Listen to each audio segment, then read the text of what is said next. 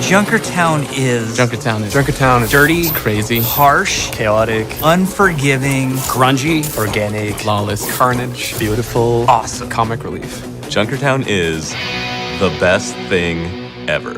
3 words.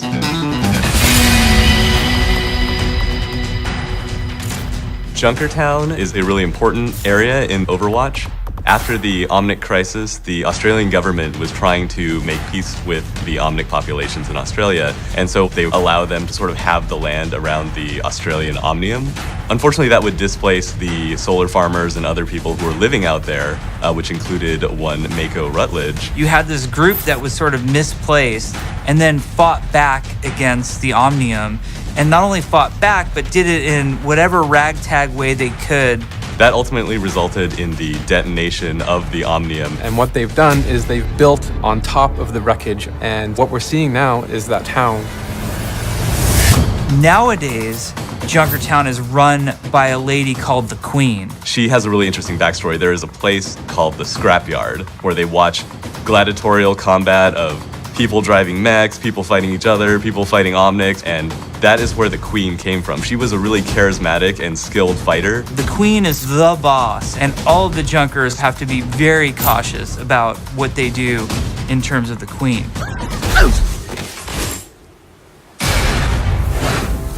Why did Junkrat and Roadhog go on that worldwide heist spree? There's 2 things that solve every problem: money and explosives. They wanted to try and buy their way into the Queen's good graces. You can see a lot of that as we escort the payload, which has all the treasures that they've collected across their journeys, and also has a little special surprise for the people who kicked them out of Junkertown. Once we saw Junkertown and we knew Junkrat and Roadhog as characters, we knew that we had to relay that in the sounds. So you'll find a lot of dirty, grungy things that sound loose and broken. We used a lot of levers and pulleys and chains and just old things that are rusty that you'd get tetanus from. We went up to this really old ghost town, and it was so silent there that we were able to get all these little intricate sounds, like even flies landing on the microphone you're able to hear. There's this really cool hand crank that we pitched down a little bit, and then some chain pulleys that go with it.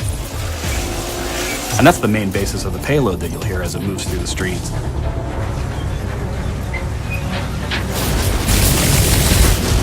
So in Junkertown, it's obviously a escort map, and there are some interesting new wrinkles to the formula that we throw on this map. We start in the outskirts of Junkertown at Roadhog's farm. There's a lot of sheet metal and things plastered on the walls to make it feel livable. I feel like the abandoned farm is kind of a nice grounded area of the map, and as you move through this level, you slowly get into this kind of more sci-fi high fantasy parts of the level. The next section I think is my favorite section, which is Junkertown proper. You get to see what life is like in Junkertown. They've got their shops, and they've got their tattoos, and they've got their car mechanic shops. You've got your wacky bar that's actually in a sewer pipe, which just makes you ask a lot of questions. And then finally we get to the scrapyard where the great battles happen. Powerful champions have come through the ranks and have seized power and fame and glory in Junkertown. And it's gonna create a lot of interesting scenarios. You've got the turbine, which is the big fan that's spinning above. And so players can stand on this thing while it rotates. You can put turrets on top of it. But you've also got to pass through that sort of shortcuts, either from the attackers straight to the final point, or from the defenders to the earlier choke in the space.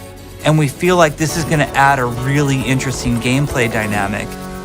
We didn't want Junkertown to just be this hopeless, desolate, impossible place to survive. So we really tried to fulfill that post-apocalyptic fantasy, but also have a certain element to it where you're like, oh, you know what? I would actually eat at that restaurant. We get so much opportunity to focus the story on Overwatch and Talon, but we don't get a lot of opportunity to explore some of these other groups. And I hope that Junkertown is the tip of the iceberg for what's more to come for Junkrat, Roadhog, the Queen, and the Junkers as a whole. Da da da da da da da.